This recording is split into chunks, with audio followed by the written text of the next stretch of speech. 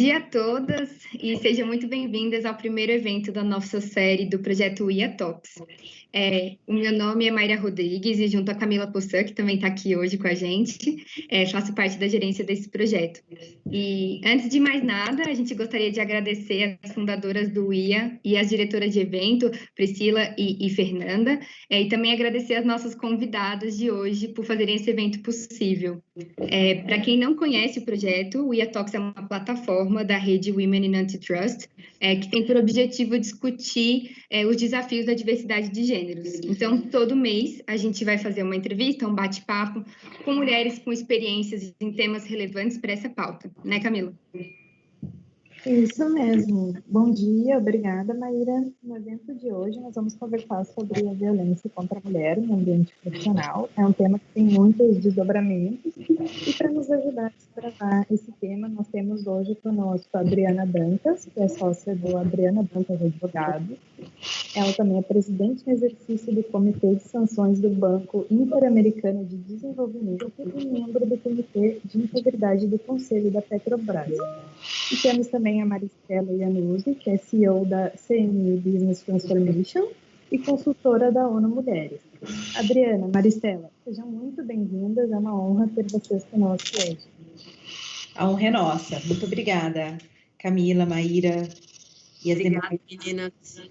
Muito obrigada, é uma honra estar aqui com vocês hoje. Obrigada.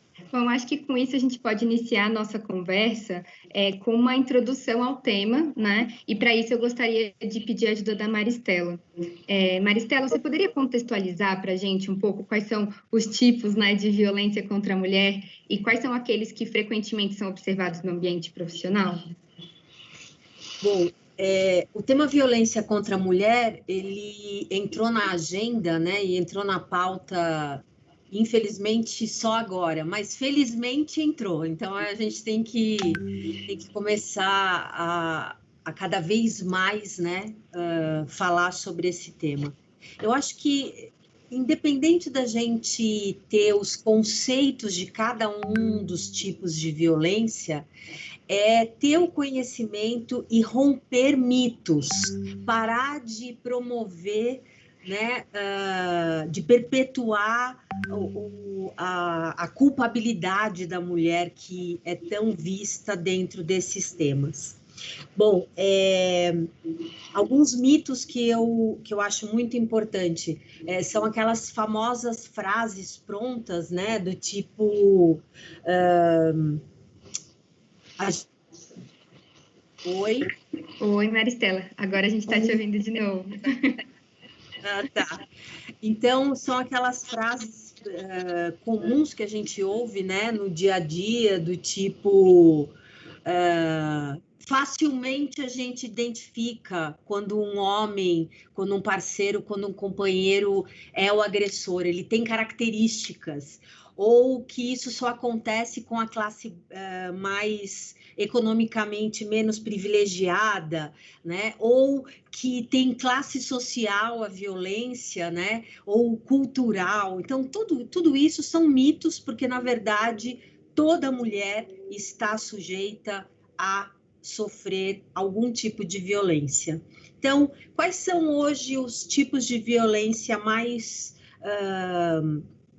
descritos, né, e verbalizados no que a gente tem no dia a dia?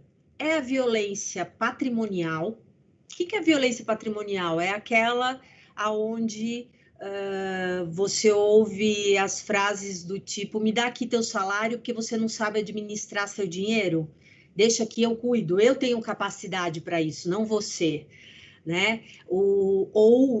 A tomada efetivamente de bens e de valores ou de qualquer bem material que lhe pertence por não acreditar em você. Isso é um tipo de violência. O outro tipo de violência é a psicológica.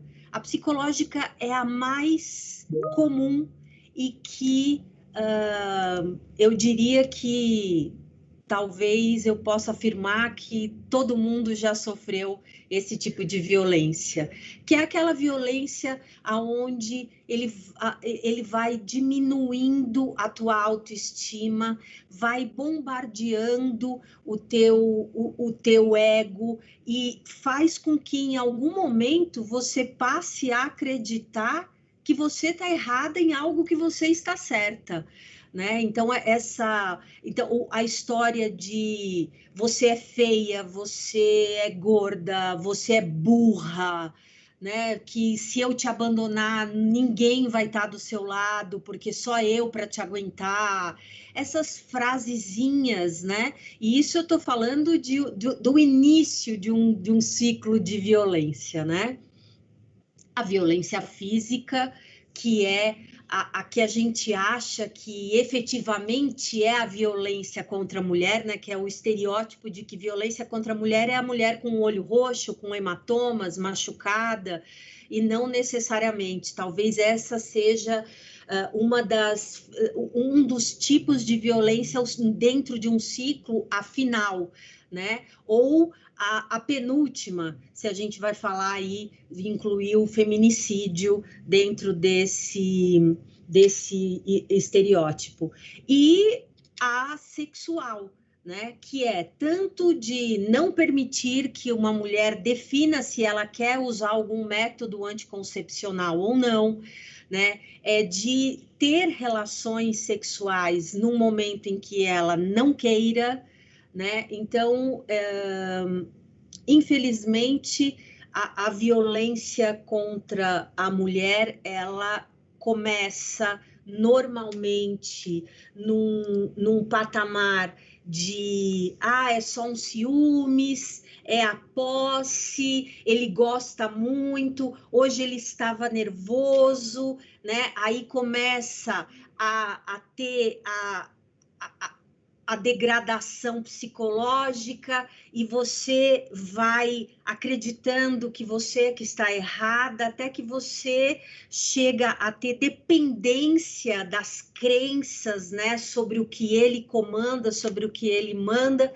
Aí é o ponto de se chegar à física, e nessa física gera o medo do abandono, o julgamento das pessoas, porque aí vem a culpabilidade de que eu não posso contar, porque vão achar que mulher gosta de apanhar, né? Já não ouvimos tanto essas frases. Ela continua com ele, no mínimo ela gosta de apanhar, né? E na verdade, quando nós falamos de violência contra a mulher, nós estamos falando em quase que 100% dos casos de companheiros, né? De pessoas que você se une a essas pessoas por um vínculo afetivo e que você não tem a vontade de acreditar de que aquela pessoa com quem você se envolveu se transformou naquilo, porque ninguém começa uma relação batendo na outra. Isso é consequência, né? Então, aí muitas vezes existe uma reconciliação, porque existe o vínculo afetivo. Dentro dessa reconciliação, você acredita que essa pessoa vai mudar, e aí vem a dependência financeira, muitas vezes, de filhos e etc. Então, na verdade, quando a gente fala de violência, a gente está falando de coisas que podem começar muito sutis, e aí quando a gente migra para dentro do mundo corporativo, né, e isso vai das piadinhas, né, das piadinhas sexistas, de tudo que gira em torno de machismo, homofobia, capacitismo e assim por diante, né? Quando o grau hierárquico desta pessoa é repetidamente opressor dentro de alguma solicitação, de alguma insinuação, então aí a gente caracteriza o assédio, ou seja, se a gente for pensar, a gente está exposto, nós estamos expostas a todo tipo de assédio e violência quase que o tempo inteiro.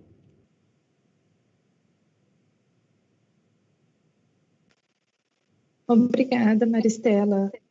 Essa introdução é muito importante, considerando todos esses desdobramentos que você mencionou. E, em complemento às suas considerações, eu gostaria de fazer uma pergunta à Adriana. Adriana, você poderia diferenciar para nós, por favor, as diferenças entre essas violências e a caracterização do assédio do ponto de vista técnico-jurídico?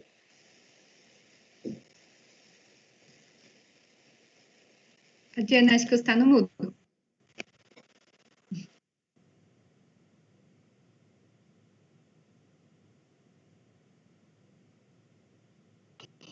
Agora Bom sim. dia. Agora... Sim. Ai, isso é uma coisa que eu sempre faço em todas as minhas reuniões, assim, tem 10 reuniões online por dia, a gente faz isso. Uma hora a gente pega isso no tranco. Mas bom dia a todas, é um imenso prazer estar aqui com vocês. E antes de adentrar nesse tema, eu gostaria de falar um pouco de quem eu sou e como que esse tema surgiu na minha vida. Até porque eu confesso que quando vocês me convidaram, foi um pouco de surpresa estar aqui falando. E eu me fez refletir, né, qual a relevância desse tema na minha vida. E eu tenho o meu novo vício assistir os podtalks as entrevistas, né, da Brené Brown no Spotify, e ela tem entrevistado pessoas maravilhosas como Melinda Gates, Obama, Joe Biden, e dentre outros. E a primeira coisa que ela pergunta nas entrevistas é quem é a pessoa. Então, quem é o Obama, quem é a Melinda Gates, antes de se tornar. Então, a primeira coisa que eu vou falar é para vocês também entenderem a minha relação com o tema, é de quem eu sou e de onde eu venho. Eu cresci num ambiente tipicamente machista, eu sou de uma família nordestina dos dois lados, na verdade, eu sou a única de 3 filhos que não nasci no Nordeste. Então, eu vivi num ambiente pessoal, muito desse tipo de violência patrimonial que a Maristela falou, né? Na minha família, na geração anterior à minha, via de regra, com exceção da minha mãe, todas as minhas tias, 6 tias, dependiam dos seus maridos, e eu vivi situações muito abusivas. E também relações de muita violência psicológica e de diminuição da mulher na sua autoestima de poder ser seus sonhos profissionais, seus sonhos de carreira, dentre outros, tá?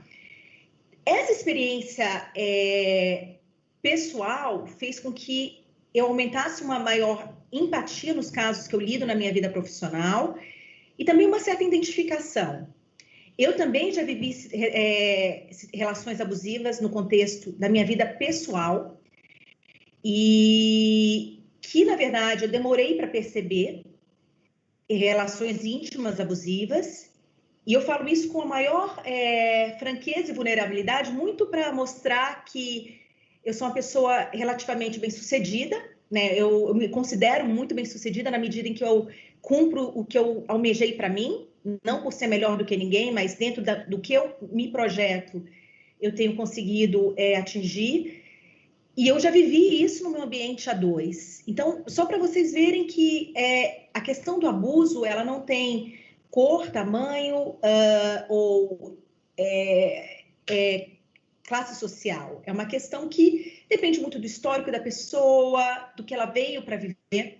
Mas eu vejo que todas as minhas experiências me ajudam a desempenhar melhor a minha atuação atual, na qual eu me deparo com casos de assédio, tanto como advogada, fazendo investigações internas, e também na minha atuação no Comitê de Integridade da Petrobras.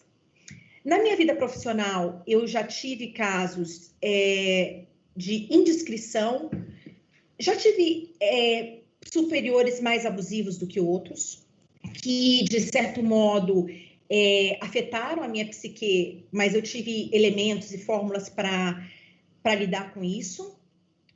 Atualmente, eu protejo muito as pessoas que trabalham comigo nesse sentido. Já tive casos de assédios por parte de cliente, envolvendo a minha equipe, e também comportamentos, não assédio, porque eu vou descrever um pouco do que seria um assédio, mas comportamentos que diminuem a pessoa, a mulher, num ambiente de muito desafiador, que é o de você estar em posições de destaque em carreiras tipicamente masculinas. Isso sim, a gente tem o direito, a gente tem a engenharia, a gente tem o mercado financeiro, dentre outros. Graças a Deus isso está mudando, mas eu ainda vivi, e a minha geração ainda viveu um pouco disso. Eu queria começar trazendo um pouquinho do livro que eu super recomendo, o novo livro da Melinda Gates, né, da Gates Foundation, que ela fala The Moment of Lift. When you lift up woman, you lift up humanity. E a Melinda Gates fala que assédio, seja ele moral ou sexual, e também a violência contra a mulher, é a principal causa de gender inequality. E ela fala isso de uma perspectiva de alguém que está fazendo trabalho para a promoção da igualdade de gênero ao redor do mundo. Então, uma pessoa que tem legitimidade para falar do tema. Eu vou falar agora um pouco do que seria assédio sexual e moral no ambiente de trabalho, tá? Porque o assédio sexual, na perspectiva histórica, sempre esteve presente nas relações de trabalho. E, historicamente, ele vitimiza mais o público feminino. No Brasil, você tem que, nos Estados Unidos, que teve mais à frente disso, até teve uma inserção maior das mulheres no mercado de trabalho mais cedo, você tem os primeiros casos de assédio sexual surgindo mais ou menos na década de 70. No Brasil, considerando, enfim, a nossa pesquisa jurídica, os casos começaram a surgir mais na década de 90, quando foram manifestadas as principais, as maiores, começaram a ser registradas manifestações de assédio sexual nas empresas, sendo que esse tema está muito presente no cotidiano empresarial.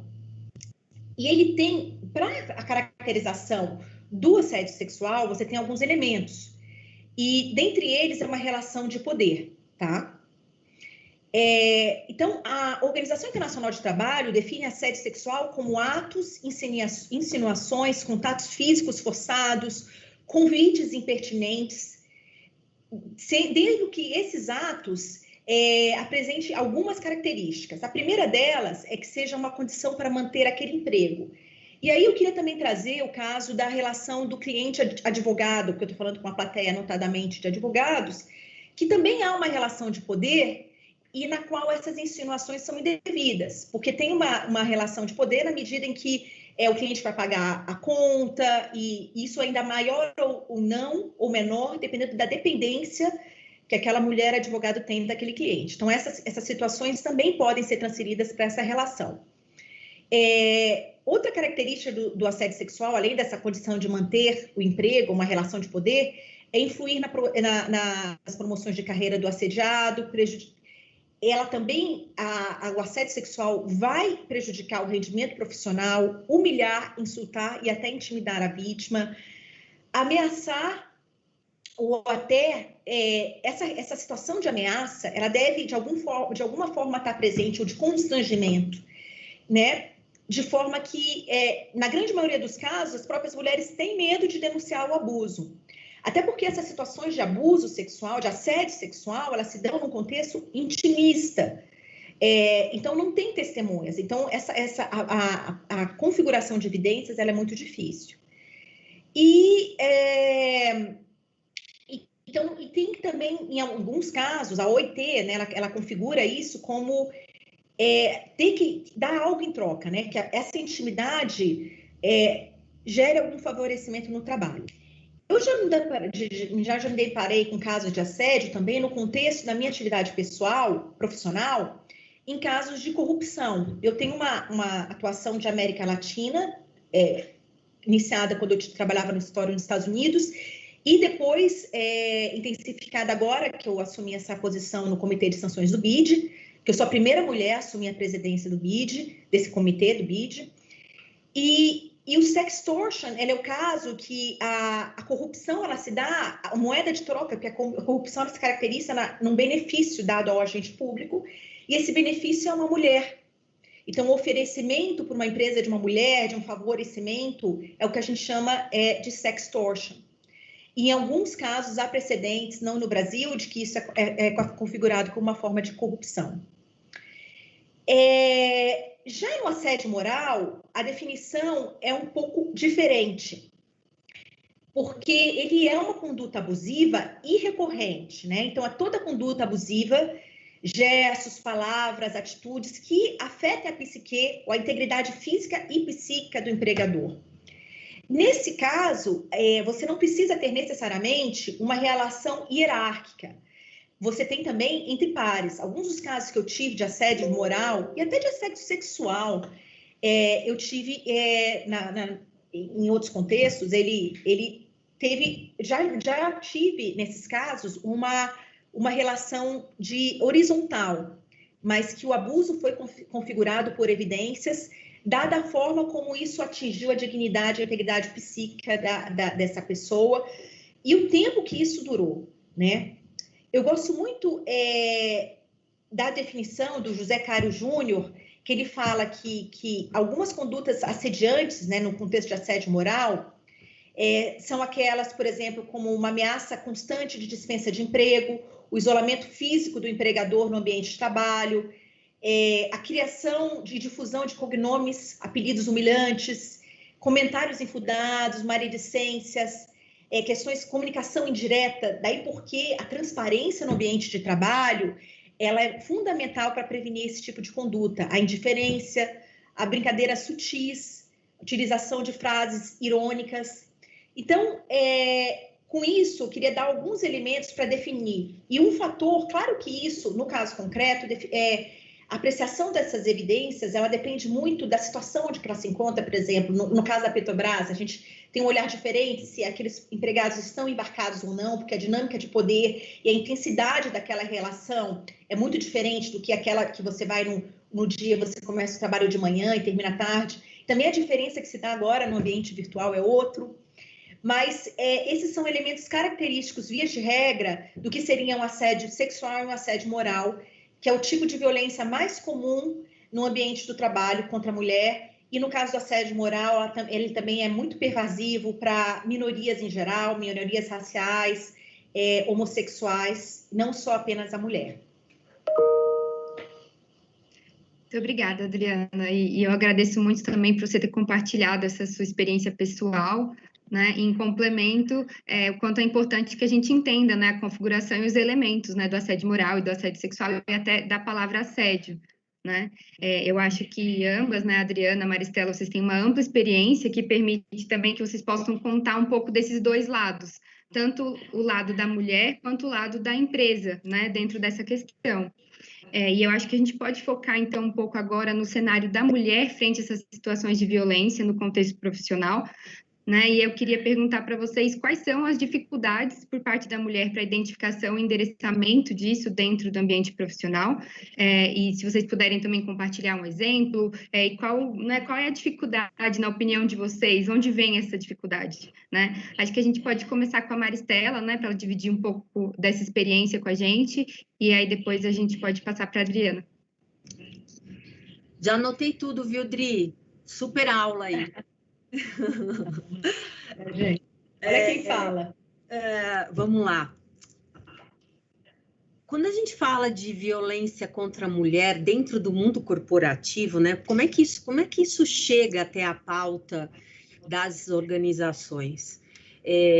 Por si só, ela já fala no que tange direitos humanos, no que tange a preocupação com o ser humano, com a pessoa que ali é teu colaborador e o teu promotor, né, de resultados. Mas mais do que isso, quando a gente olha os prejuízos que uma mulher que está em situação de violência, ela tem um conjunto de perdas que acarretam em perdas também para a companhia, né? Existem estudos que comprovam que mulheres que estão em situação de violência doméstica, elas faltam no trabalho 25% a mais da mulher que não está passando por essa situação. E isso pode gerar uma perda financeira para a companhia entre 2% e 30% do resultado da empresa. Então, assim, vamos imaginar que ninguém está preocupado com a sua colaboradora, com as pessoas que estão ali dentro. Financeiramente, ele já gera aí esse prejuízo. O que acarreta, né? Quando você fala da mulher vítima, eu não gosto da terminologia mulher vítima, né? Então, quando você fala da mulher em situação de violência, ela tem problemas de saúde, porque existe todo o trabalho negativo, né, psicológico, que gera aí um monte de sintomas. Então, ela tem depressão, ela tem ansiedade, ela tem insônia, ela tem transtorno psicossomático, ou seja, ela vai criando ali todo um trabalho nela que gera essas faltas, gera todo esse prejuízo. Ela perde completamente a autoestima, ela tem um sentimento de vergonha, de medo, de culpa. Então, tudo isso, dentro da vida profissional, ela passa a perder concentração, ela tem prejuízo de desempenho profissional, cai o rendimento dela, ela passa a ter um bloqueio de ascensão.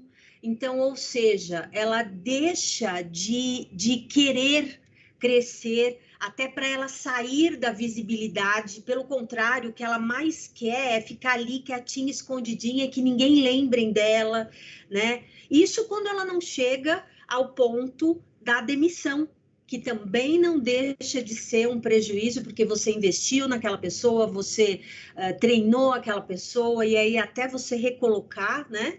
E dentro do aspecto pessoal, todo tipo de danos dentro dos relacionamentos, né, pessoais, isso você vai perdendo realmente, a queda de qualidade de vida, ou seja, todos esses fatores só vão cada vez mais fazendo com que essas mulheres desapareçam, seja no aspecto pessoal, social, profissional, e tudo isso pode trazer como um primeiro ponto o machismo, né? Nós estamos falando de algo que começou, sabe lá quando, né? Aonde a mulher ela era um ser inferior ao homem.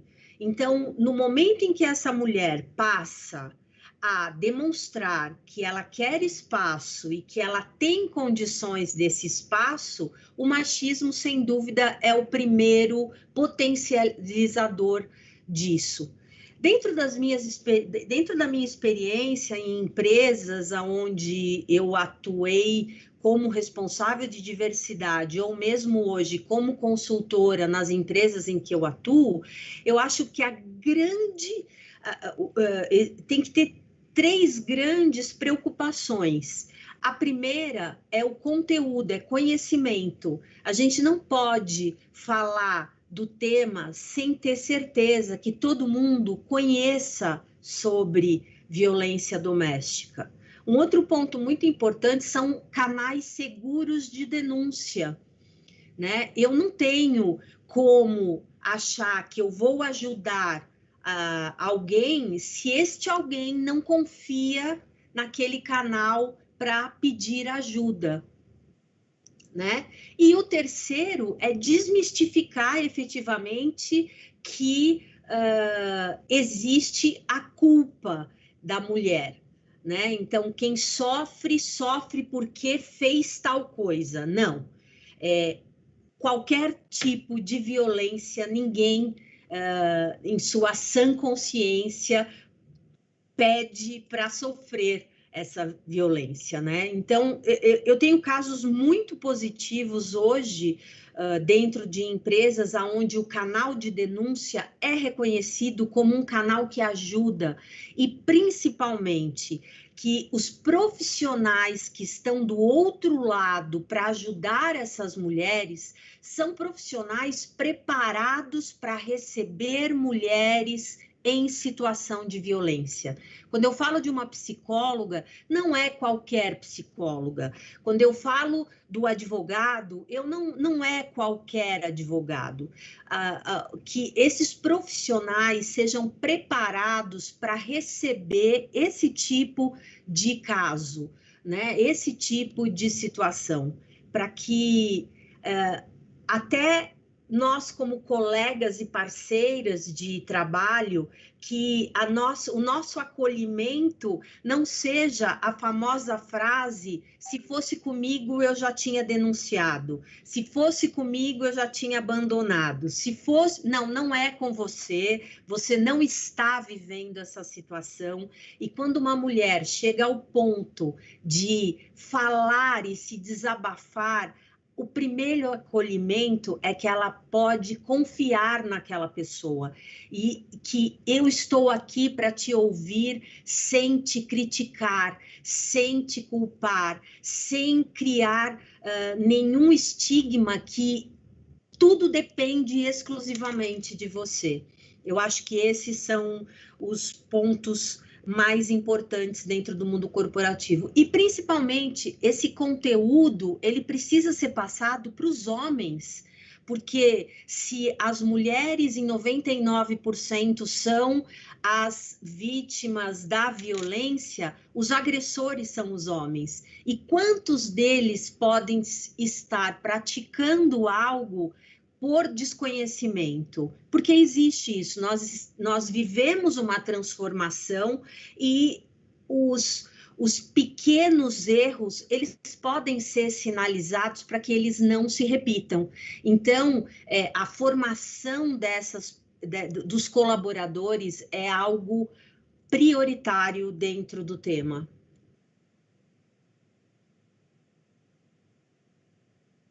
Obrigada, Maristela. Adriana? Acho que está no mudo de novo.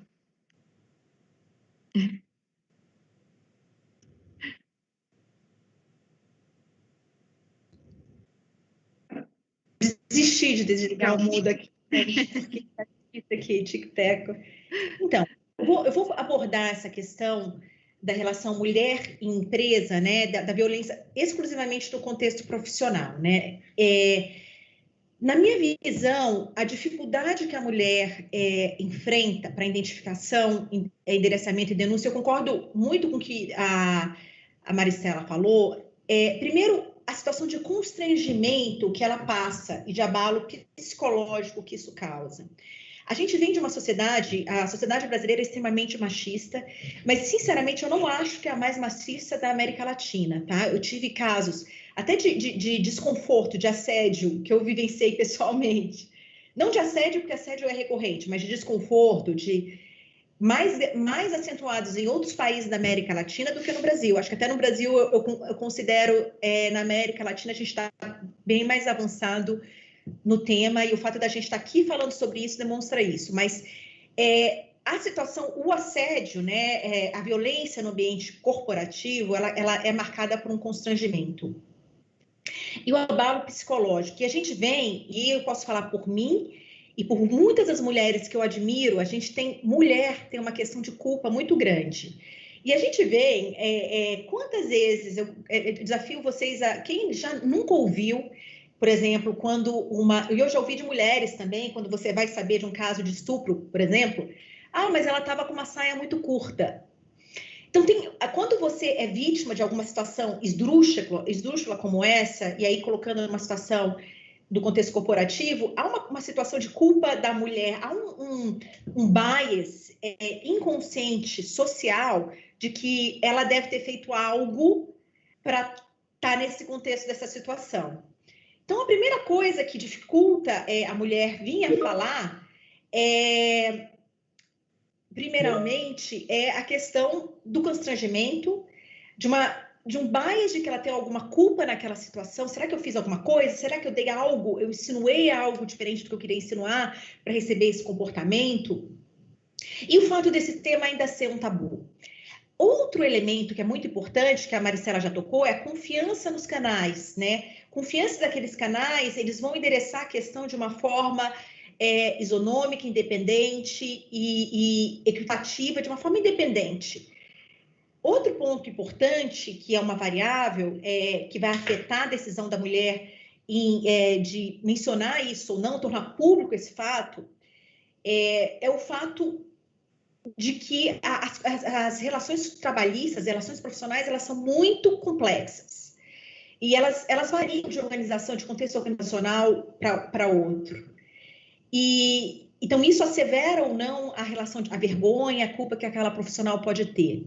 E também, por fim, um elemento que eu acho muito central é o fato de que se a mulher depende ou não daquele trabalho. A gente está numa sociedade, e eu já passei por isso, de que a mulher é, como a gente fala em inglês, the breadwinner na família. Então, a maior parte das famílias brasileiras é sustentada por mulheres. Então, quanto maior a dependência que aquela profissional tem, seja por estar numa situação de crise, seja por não ser tão qualificada, daquele emprego, daquele trabalho, mais difícil será ela ser mais upfront e falar isso.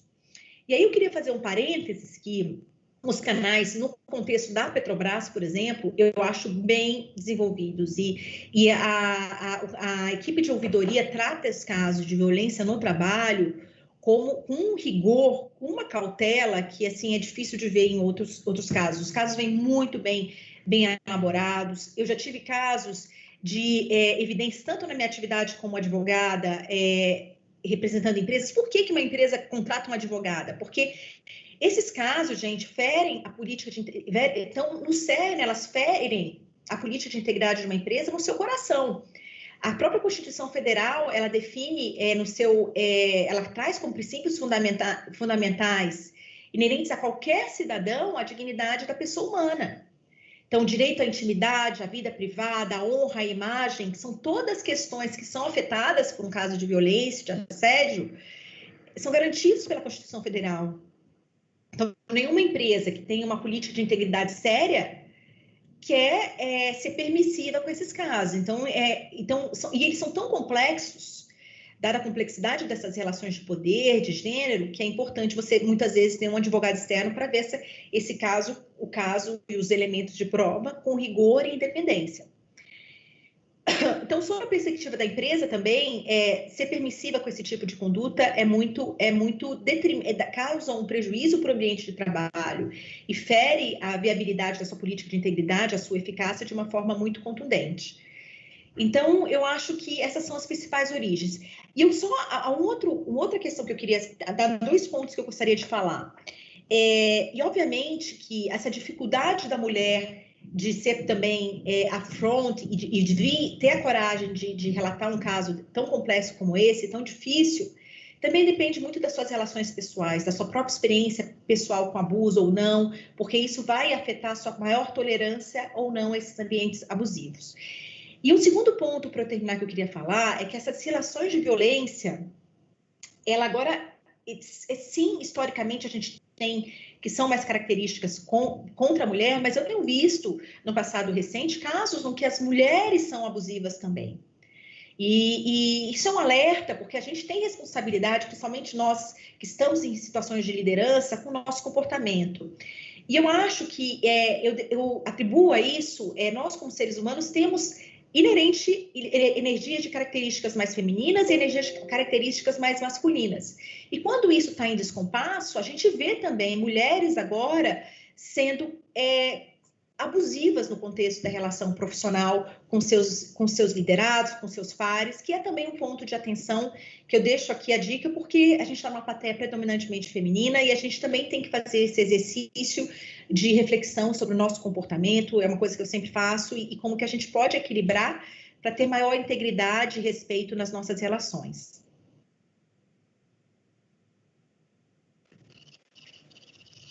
Obrigada, Maristela e Adriana, pelas explicações, pelos exemplos. Nos aclararam muito, com certeza.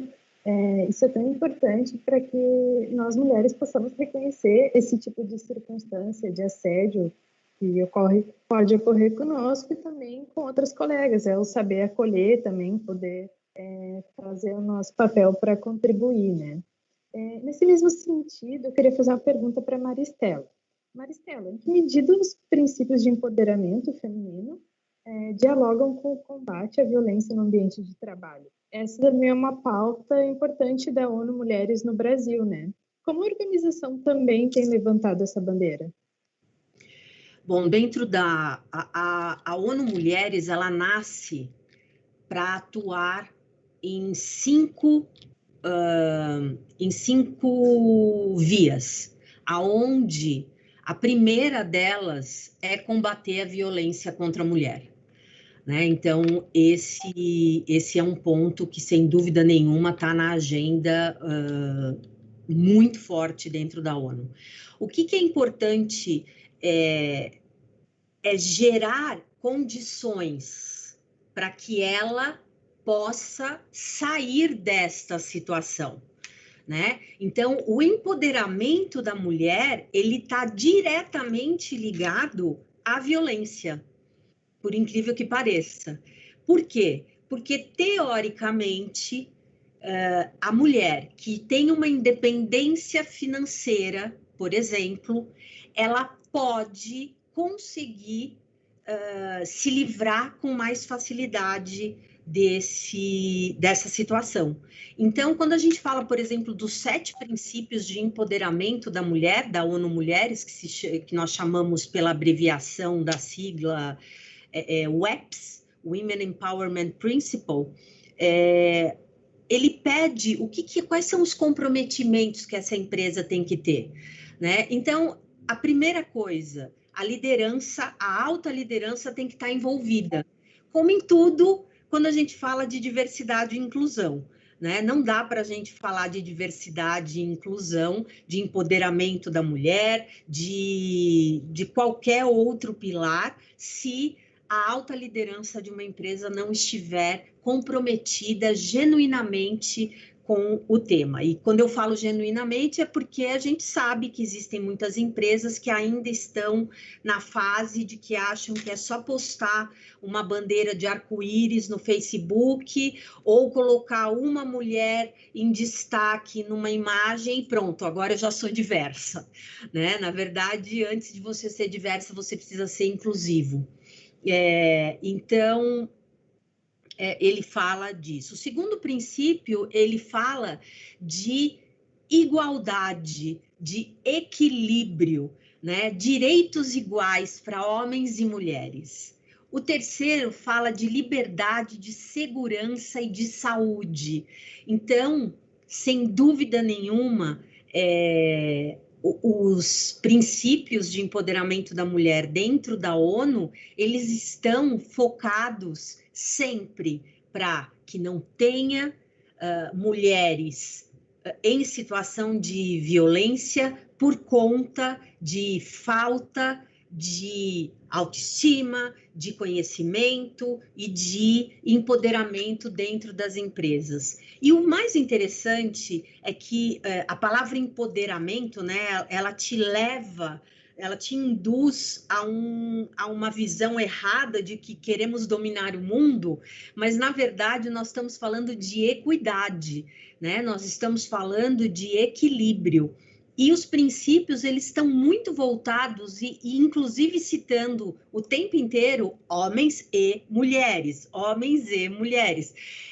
e principalmente que a empresa faça primeiro para dentro, depois para fora e depois unindo a sua cadeia de valores, né? E quem sabe até a comunidade. Então, os princípios, eles estão sim muito voltados para isso. Fora isso, a própria ONU Mulheres, ela apoia muitos cases. Então, nós temos a plataforma digital Rota VCM, que é uma plataforma onde você tem informações sobre os tipos de violência, cartilhas, cases de sucesso de empresas. Então, é uma referência, uma concentração de conteúdo à disposição que a ONU Mulheres apoiadora. Também nós apoiamos e criamos, junto com o Instituto Avon e a Fundação Dom Cabral, a coalizão, né, que também você, como empresa, se torna signatário para cada vez mais conhecer sobre o tema. E, por fim, agora, recentemente, foi lançado também com o apoio da ONU, um aplicativo, aonde é um game de violência, para que você, de uma forma lúdica, né, consiga descobrir os tipos de violência que existem. Então, assim, é o tempo inteiro apoiando, além das campanhas globais. Então, é algo extremamente... E, por fim, os 16 dias de ativismo pelo fim, né, da violência contra a mulher, que começa aqui no Brasil no Dia da Consciência Negra e termina em 16 de dezembro, que é quando a gente pede para que todo mundo se vista de laranja e façam as campanhas apoiando a causa. Obrigada, Maristela. É muito interessante a gente entender o papel, né, da ONU Mulheres no apoio à mulher e à luta pela equidade, né? E eu acho que um ponto interessante que você falou mais no começo da sua fala é sobre como é importante que a alta liderança de uma empresa esteja genuinamente comprometida com a diversidade e com a inclusão, né? E aí, ligando com esse ponto, eu queria fazer uma pergunta à Adriana, né? Considerando toda a experiência que ela tem, de quais são os desafios à implementação dessas políticas dentro de uma empresa, né? Então, como a empresa enfrenta a implementação de uma política de integridade, igualdade de gênero, combate à violência contra a mulher dentro desse ambiente de trabalho? Qual é o desafio na detecção e aplicação de consequência, enfim, da estruturação disso, né, dentro de uma empresa? O desafio, assim, que eu entendo que o prioritário é o comprometimento da alta administração com o tema, né? Como isso, até pegando um gancho do que a Maristela falou, para qualquer tema pegar, né, numa organização, ele tem que ter um comprometimento da alta administração. Então, esse comprometimento é fundamental para que haja um conforto de todos os envolvidos de que o assunto será levado a sério, né? Então, haja um conforto também dos liderados, dos colaboradores, de que o que está escrito nas políticas de integridade, na política nos códigos de ética, é de fato que vai ser implementado e pregado. O que a gente vê muito nos casos hoje em dia, dos quais eu participo, é uma falta de crença das pessoas, dos colaboradores, de que aquilo que está escrito, que está na letra, é o que de fato vai ser implementado, seja porque não vem nas suas lideranças um exemplo real disso, né? Então, uma prova disso, né, no comitê que eu estou de integridade da Petrobras, que a gente responde ao conselho, todos os casos, via de regra, que estavam bem, com elementos muito bem estruturados, e já aconteceu nesses casos que eu fui, quando a gente pegou o depoimento, até para entender melhor aqueles fatos coletados, que muitas vezes a vítima só quis falar comigo. No meu comitê eu sou a única mulher. Não por nada, mas por uma sensação de empatia e de maior proximidade. E eu, sinceramente, eu lido com esses casos com muito amor e cautela, até para ver, de fato, se há sem ser nenhuma tendência para um lado ou para o outro, ver se tem mérito mesmo naqueles fatos, naquela questão, mas também ciente da sensibilidade que o tema tem. Então, os principais desafios a um real comprometimento que eu teria, que eu identifico, são real comprometimento da alta administração com o tema, uma política efetiva de educação e prevenção. Por que isso é importante? Para que esse tema deixe de ser um tabu e seja falado, para que quando isso ocorra, possa ser objeto de um questionamento, né? E que case de fato uma situação de desconforto, não só para a pessoa, a mulher ou a minoria envolvida naquela situação de abuso, mas também para aquele ambiente. Em geral, quando você tem um comportamento de assédio, ele gera um desconforto para o ambiente profissional como um todo. Ele causa, como as evidências demonstram, que causa uma queda de produtividade, Eu já tive casos no qual o agressor, né, isso durou, nesse caso específico, durou por mais de 2 anos, ele ligou na residência da pessoa, era uma mulher envolvida, prejudicou o casamento da mulher, assim, falou que tinha, enfim, causou um dano moral àquela mulher que foi muito além do ambiente profissional. Então,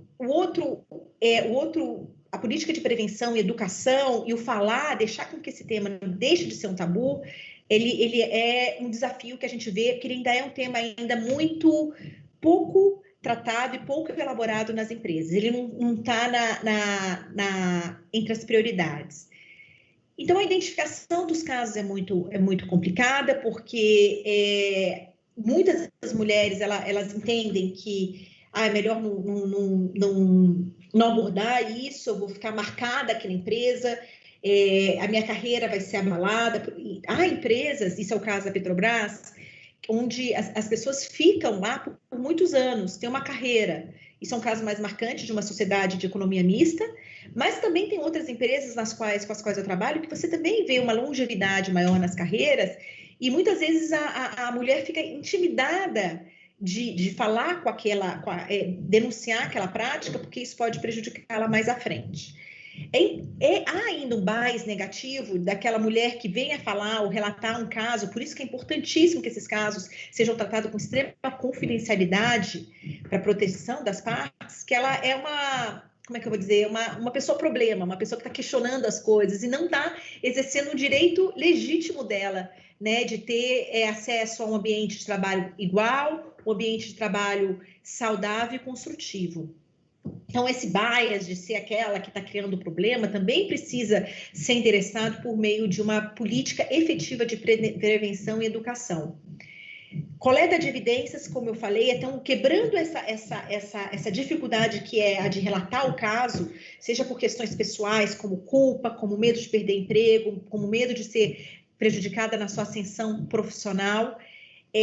O outro fator é a dificuldade de você ter evidências, né? Muitos desses casos, sobretudo de assédio, de abuso, eles são entre parênteses, você não fala para todo mundo que você é. Um outro ponto que até a gente falou aqui no começo da nossa conversa é que há um estereótipo, né, de que a pessoa que é abusiva, ela vai ter um comportamento mais agressivo, e não é assim necessariamente, tá? A minha experiência nesses casos demonstra que muitas das vezes os abusadores são extremamente galanteadores, são pessoas carismáticas. Então, um abusador não é o estereótipo do pé na porta. Todos os casos, sem exceção, que eu trabalhei, foram pessoas carismáticas, com ascensão profissional, mas, enfim, de certo modo desequilibradas e com uma relação de poder desequilibrada, né? Então, ter evidências é também muito difícil, até porque a gente vive num ambiente social muito machista ainda. E aí, uma vez ultrapassado essa questão da dificuldade de relatar, da vergonha de estar sujeita àquele caso, a dificuldade de ter evidências, e aí ter correção. Eu acho que uma empresa séria e comprometida com o tema da igualdade de gênero, da ética em todas as suas relações, uma vez deparada com um caso de assédio, assim, o comportamento mais adequado é, sem dúvida alguma, uma demissão, caso o caso esteja devidamente fundamentado e construído, tá? Essa política que a gente tem adotado no Comitê de Integridade da Petrobras, mas claro que há casos que não estão devidamente evidenciados, que a gente não consegue seguir, ou que também há denúncias infundadas, a gente já se deparou com coisas desse tipo. Então, em resumo, são esses os grandes desafios, na minha visão. Obrigada, Adriana. É interessante nós entendermos o lado da empresa nessa luta também, né? Por mais que existam algumas dificuldades, a empresa também tem um papel muito importante. Esse tema pode gerar muitas discussões, o tema que a gente está tratando aqui hoje, pela sua importância, e poderíamos ficar muito mais tempo falando sobre ele, porque nós temos muito a aprender com vocês duas, que são baitas expertas no tema, né? Mas já partindo para as nossas conclusões, nós gostaríamos de pedir a vocês que nos dissessem qual é a importância de abordarmos esse assunto tanto entre as mulheres como dentro das empresas. Quais seriam as principais diretrizes essenciais para esses dois atores. Bom, vou eu responder para a gente continuar aí nessa dobradinha, Andri. Ainda sobre tudo que a Adriana acabou de falar, vale ressaltar que não deixa também de já estar respondendo a sua pergunta, Camila. Diferente de no passado, quando nós acionávamos os canais de denúncia, ou o nosso departamento jurídico, e perguntávamos, e aí, nós tivemos algum caso, né? E era um grande tabu e uma grande vergonha se existisse esse caso, né? Diferente disso, hoje, as empresas que já caminharam para uma maturidade dentro da agenda da violência contra a mulher, eles fazem questão de divulgar. Então, olha, nós tivemos 10 denúncias, dessas 10 denúncias, 8 foram apuradas, solucionadas, e assim, lógico que não vai expor quem são as pessoas, nada disso, mas dentro de um contexto de provar para os colaboradores que a empresa tem sim tolerância zero sobre esse tema. Então, para mim, o que a gente precisa criar dentro das empresas é essa consciência da tolerância zero. Para isso, você não transforma, não tem, infelizmente, não tem uma chavinha que você vai lá no on-off, né? Então, é até o meu mantra dentro da consultoria é change your mindset, que é exatamente a mudança cultural. Então, é mostrar muitas vezes com um trabalho de conteúdo, de treinamento, de workshop, de palestras, de documentários, de filmes da Netflix, não importa, de podcasts, não importa o formato da comunicação, mas ter uma comunicação falando sobre o tema, explicando sobre o tema, para que todo mundo passe a ter conhecimento do problema. Esse é um primeiro passo. O segundo passo é a criação de uma política clara sobre a tolerância e sobre o que precisa, o que é aceito e o que não é aceito. Terceiro, esse canal de denúncias que faça realmente a coisa acontecer. Então, acho que isso dentro de uma empresa é o grande sucesso para que tudo dê certo. Quando a gente fala da mulher, ela está muito, muito ligada à mesma coisa. Ela tem que conhecer para ela reconhecer que ela está passando por aquela situação, ela tem que ter apoio, então ela tem que buscar esse apoio, seja com uma colega, com um parente, com uma vizinha, com quem quer que seja, né? E também com as instituições governamentais, e polícia e etc., que estão à disposição, e, por fim, ela se colocar na situação de tolerância zero. Mas isso é uma jornada que, infelizmente, não acontece do dia para a noite, mas acontece. A consultoria é parceira do Instituto Maria da Penha, e dentro do Instituto, por exemplo, existem as consultoras do Instituto, que são mulheres que ajudam outras mulheres a saírem daquela situação. E todas essas consultoras foram mulheres que passaram por aquela situação, então elas conhecem aquela experiência e conseguem acolher, endereçar e ajudar da melhor forma possível. Então, acho que esses são as minhas duas mensagens finais, tanto para a mulher quanto para as companhias, do que a gente precisa conduzir aí nessa jornada.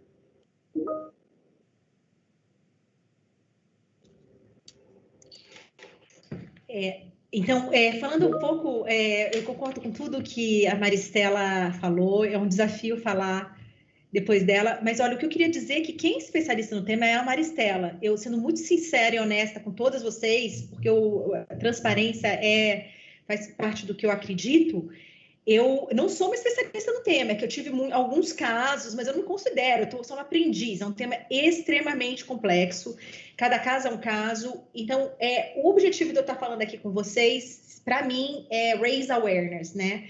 Eu queria aumentar e também reduzir esse tabu de que violência, seja moral, psicológica ou física, acontece nas classes mais baixas. Isso não é real. Eu estava recentemente, eu acabei de chegar do México e com uma pessoa muito especial comigo, que é uma menina lindíssima, de uma classe muito alta e que passou por um processo, ela vai sair na Veja, então por isso eu posso falar, mas de violência na relação no primeiro casamento dela, que ela conseguiu, e a violência era com stalking de rede social. Então, o ponto esse mito de que violência é uma questão de classe social. E por que é importante deixar isso claro? Porque a gente, como mulher, tem um papel muito fundamental em acolher quem vem falar conosco, ou identificar, porque às vezes quando você está imersa naquela situação, você não consegue ver. Não é à toa que há aquela síndrome de Estocolmo, né? Uma doença catalogada psicologicamente, na qual há uma paixão, uma adoração da figura da vítima e o agressor. Então, é muito comum que se você está fora, você também não... Você consegue ver com maior clareza aquela situação inadequada e abusiva. Então, para que a gente pare com esse tabu, que a gente se acolha e trabalhe juntos para que o tema seja abordado de uma forma confortável, para que, e quanto mais confortável, um dos maiores entraves ao combate à violência, ao abuso, de forma geral, é o fato dele ser um tabu. Então, quanto mais ele for tratado de uma forma imparcial, eu acho que o problema ele é grande, seja quando a mulher pratica a violência, quando o homem pratica, quando é contra uma minoria racial, uma minoria sexual. Então, eu não estou aqui com a bandeira só feminina, sinceramente, de novo, sendo muito honesta, eu acho que o tema do assédio, da violência, ele é muito pervasivo para uma organização profissional, independente de quem seja a vítima. Então, vamos trazer o awareness, debater o tema de uma forma livre, sabendo que ele é importantíssimo para a igualdade, no caso que a gente está falando de gênero. Leia o livro da Melinda Gates, que está muito legal. E também eu queria concluir falando que, na minha perspectiva, na minha experiência, eu acho que o escritório de advocacia, a maior parte daqui são advogadas, até porque a gente tem muitas líderes mulheres, e quanto maior liderança feminina no escritório, eu já vi alguns escritórios, no meu escritório que eu fui sócia, tinha isso, no meu escritório atual, você vê que tem uma maior acolhimento disso, e não foram poucos os casos de violência que eu tive que lidar com pessoas da minha equipe. Tive uma pessoa que eu adoro, de uma equipe minha, que fez a melhor escola de direito do Brasil, é um avião que teve um namorado que quebrou o celular, e eu tive que conversar e falar que isso era totalmente inadequado, dei outro celular, e a pessoa, imersa naquela situação, em uma cultura tão machista na qual vivemos, às vezes tolera isso, como fala, poxa, ele não estava bem naquele dia. Não tem essa de não estar bem. Não pode pegar e quebrar o celular da pessoa. Então, é isso.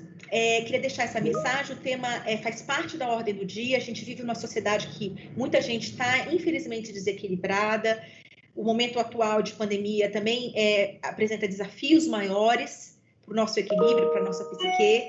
Então, esse tema ocorre e cabe à empresa tratá-lo de uma forma íntegra, transparente, preventiva, para que as relações de trabalho sejam feitas e que sejam criados ambientes saudáveis, onde os profissionais, sejam eles mulheres ou qualquer tipo de minoria, possam realizar seu potencial e trabalhar de uma forma equilibrada e produtiva. É isso. Muito obrigada, Adriana. Muito obrigada, Maristela. Eu acho que assim como a Adriana falou, né, que acaba que estamos sempre aprendendo sobre isso à medida que as coisas vão evoluindo, à medida que a gente vai conversando. A troca de experiência é muito relevante nesse sentido, porque a gente consegue sempre aprender com os outros, né, e com a outra um pouco mais sobre esse tema. E como a gente falou lá no começo, esse tema ele se desdobra em tantos braços, né, em tantos caminhos, e eu acho que esse tema foi muito, muito perfeito para nosso primeiro evento, para que depois a gente consiga continuar discutindo, né, os desdobramentos dessa violência, né? Então, a gente espera que nos próximos eventos a gente consiga discutir o papel, né, o que está acontecendo com as mulheres LGBTI no mercado de trabalho, sobre a presença feminina em ambientes corporativos, sobre inclusão social, que são todos temas que desdobram, né, dessa violência contra a mulher. Então, nós agradecemos muito pela participação de vocês, pelo ensinamento, né, durante esse evento. Eu sei que a gente poderia falar muito mais sobre o tema, temos muito ainda a discutir e aprender, mas nós agradecemos muito a participação de vocês no evento de hoje e todos os ensinamentos que foram passados para a gente. Obrigada, meninas. Foi um prazer imenso participar, principalmente sendo o primeiro, né? Que honra a nossa de estarmos juntas aqui para falar sobre o tema. Espero que vocês tenham muito sucesso e eu fico à disposição de vocês. Facilmente vocês me acham nas redes sociais. Então, sucesso e vamos continuar falando, porque a gente precisa falar e falar. Com certeza. É isso. Eu também agradeço a honra de estar aqui falando com vocês. Esse grupo é um grupo fenomenal. O IA tem profissionais que eu muito admiro, como todas que estão aqui. Então, é uma honra. Espero poder ter contribuído de alguma forma. E contentando comigo, também estou disponível pelo LinkedIn. E vamos continuar a debater esse tema tão relevante. Obrigada. E obrigada, Marcela, por tudo, pela troca maravilhosa. E essa história de especialista, isso me deu até arrepio quando você falou. Um beijo, gente. Muito obrigada. Muito obrigada. Beijos. Tchau, tchau.